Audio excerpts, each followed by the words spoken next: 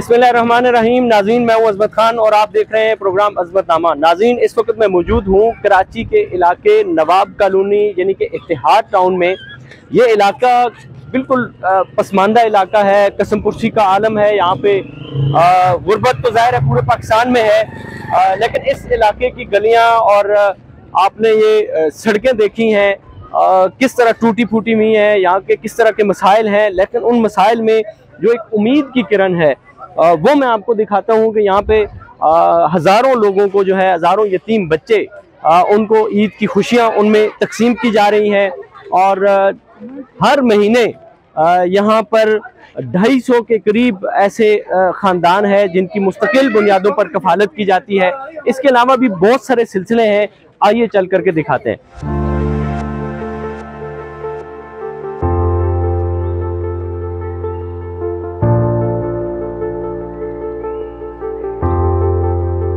शहर से इलाका भी दूर और फिर इलाके के मसाइल, मगर एक नौजवान मुफ्ती तला अतीक राही न सिर्फ पर उम्मीद हैं बल्कि वो हज़ारों ख़ानदानों को ज़िंदगी की खुशियाँ देने का सबब बन रहे हैं। मुफ्ती तला अतीक ने इत्तेहाद टाउन की नवाब कॉलोनी में नवाबों वाले काम करना शुरू कर दिए हैं।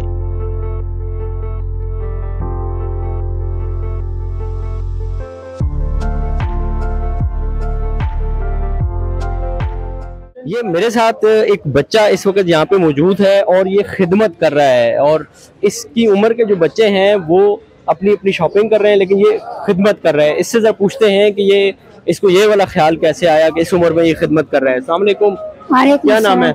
मेरा नाम मोहम्मद सुफियान है। सुफियान, ये बताओ कि आप यहाँ पे आपकी उम्र के ये बच्चे खरीदारी कर रहे हैं और आप इनको खरीदारी करवा रहे हैं, खिदमत कर रहे हैं, तो आप यहीं पे पढ़ते हैं? जी। कौन सी क्लास में? हिफ्ज़ करता हूँ। हिफ्ज़ करते हैं जी। कितने सपारे हो गए हैं? कुरान मुकम्मल हो गए। आप मुकम्मल हाफिज हैं? जी। माशाल्लाह से। इधर ही रहते हैं? जी।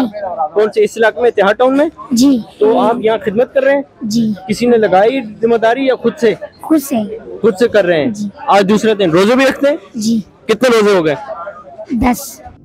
इलाके में किस खातून के सर से शोर का साया उठ गया? कौन सा बच्चा यतीम हो गया? माजूर कौन है? प्यासे कितने हैं और कितने हजार अफराद की यौमिया भूख मिटानी है? कोई मर गया है तो तजहीज़ व तकफीन भी करनी है। ये सारे काम इदारतुल हरमैन में हो रहे हैं। इदारतुल हरमैन के पास नौजवान उलमा की टीम है, मगर बुजुर्ग उलमा उसकी सरपरस्ती करते हैं। इदारतुल हरमैन मुसलसल 3 बरस से यतीम बच्चों को ईद की मुफ्त शॉपिंग करा रहा है। पहले साल ये तादाद 200 थी, फिर 500 हुई और इस साल 1000 यतीम बच्चों को मुफ्त ईद की शॉपिंग कराई गई। शहर की मारूफ शाहराहों चौरंगियों पर यह काम करना अच्छा अमल है, मगर दूर परे किसी बस्ती को बसाना, वहाँ के मकीनों को हंसाना, उन्हें खाना खिलाना, उन्हें अच्छा पानी पिलाना, ये दिल, जिगर और हिम्मत का काम है।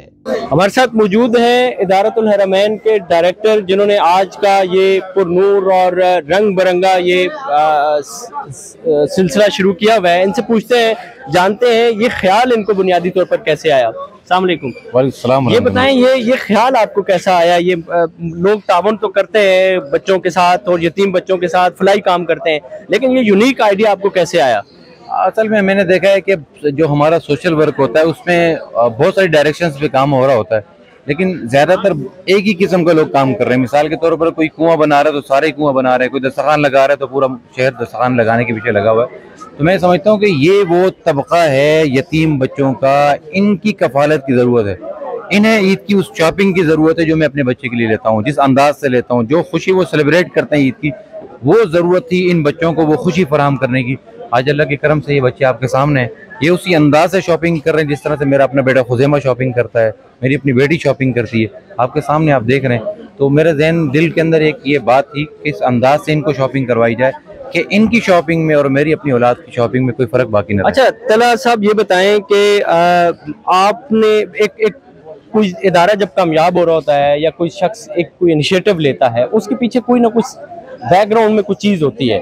तो इसके बैकग्राउंड में कोई ऐसा वाकया आपकी ज़िंदगी का कि आप यतीम बच्चों पे इतना फोकस्ड करके बैठे हुए हैं? हाँ, ये तो जाहिर है, हर चीज़ का कोई ना कोई सबब ज़रूर होता है। मैंने अपनी सारी ज़िंदगी यतीमी में गुजारी है, मतलब ज़िंदगी का एक बड़ा हिस्सा मैंने यतीमी में गुजारा है। उस यतीमी में जो गुजारा है तो उसमें मैंने बड़े मराइल तय किए हैं, बड़ी परेशानियां तकालीफ देखी हैं और अच्छे बुरे दिन देखे हैं। तो मैं नहीं चाहता हूं कि अब यतीम मेरी मौजूदगी में, मेरे होते हुए, मेरी दस्तरस में वो बच्चे फिर उन अय्याम से गुजरें।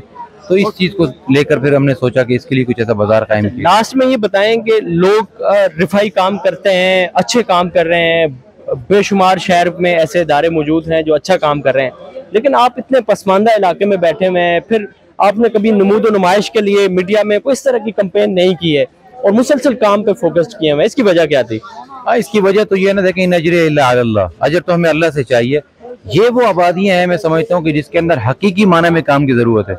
आज आप कराची के किसी भी मरकजी चौक चौराहे पे चले जाएं, वहां पर काम करने वाले मौजूद हैं, वहां आपको सस्ता फल भी मिल रहा होगा। हालांकि वहां पर 80% लोग महंगा भी खरीद सकते हैं, सिर्फ 20% लोग हैं।